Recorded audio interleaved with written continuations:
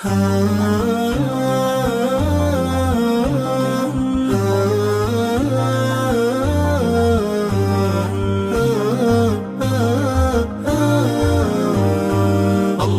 قد أعطى فيضا من النعم، فالشكر للمولى بالجود والكرم. أخلص لطاعته يكتب لك الرضوان، واسأله مغفرة ينجيك من خسران. أد الفروض ولا تهجر سنة القرآن، واذكره في سعة يذكرك في أحزان، واذكره في سعة يذكرك في أحزان. الله قد أعطى فيضا من النعم، فالشكر للمولى بالجود والكرم. أخلص لطاعته يكتب لك الرضوان.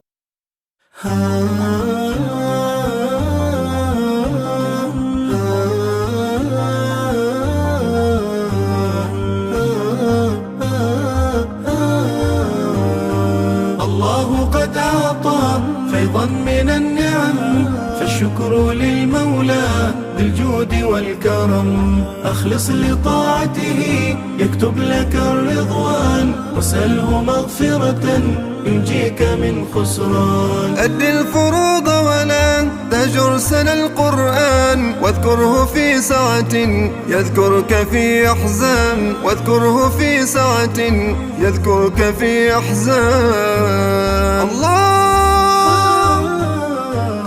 الله قد أعطى فيضا من النعم، فالشكر للمولى بالجود والكرم. أخلص لطاعته يكتب لك الرضوان.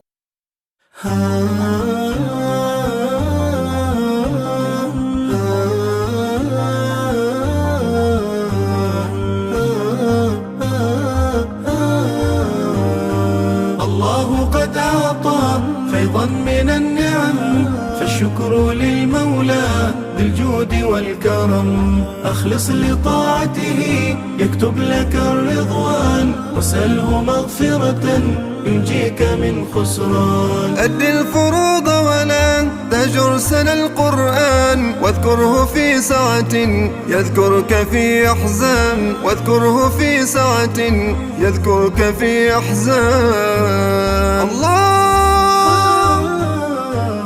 الله قد أعطى فيضا من النعم، فالشكر للمولى بالجود والكرم. أخلص لطاعته يكتب لك الرضوان.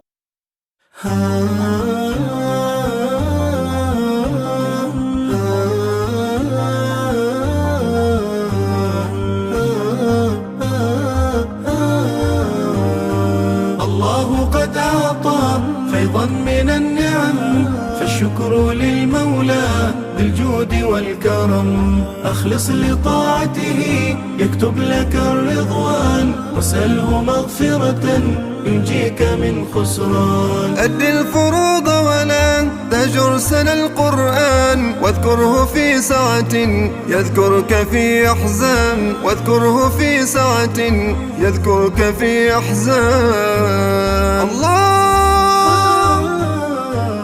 الله قد أعطى فيضا من النعم، فالشكر للمولى بالجود والكرم. أخلص لطاعته يكتب لك الرضوان.